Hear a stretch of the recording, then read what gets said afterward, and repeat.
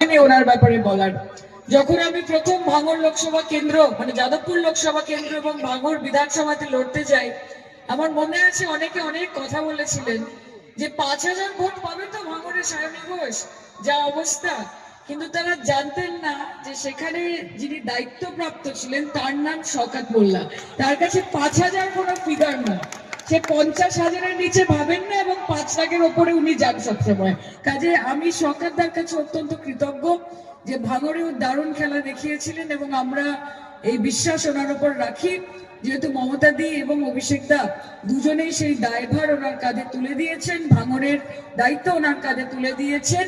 এবং আগের দিন বারুইপুরের মঞ্চ থেকে অভিষেক দা বলেছেন যে 31-এ 31 দক্ষিণ 24 পরগনা থেকে আমাদের হবে এবং যেই একটি বাদ ছিল সেই ভাঙড়ও এবং তৃণমূল কংগ্রেসের জোড়াফুল সেখানে ফুটবে এবং সেই দায়িত্ব সরকারদা যখন নিজের কাঁধে তুলে নিয়েছেন, আমরা ওনাকে এটাই বলতে চাই যে দাদা তুমি এগিয়ে চলো, আমরা তোমার সাথে আছি। কাজে অল দ্য বেস্ট। আগের বার ভাঙড় ভার্সেস ক্যানিং পূর্ব হয়েছিল, কিন্তু এবার কোনো কম্পিটিশন নেই আমাদের মধ্যে, আমরা মিলেমিশে এক হয়ে গেছি। তাই এবার নানান জায়গা থেকে নানান জেলা থেকে টিম এসেছে, তাদের সকলকে আমাদের অভিনন্দন। খুব বেশি কথা বলবো না, কারণ দর্শকরা যারা এখানে রয়েছেন তারা প্রত্যেকে অপেক্ষা করছেন একটা টান টান উত্তেজনাপূর্বক ম্যাচ দেখার জন্য।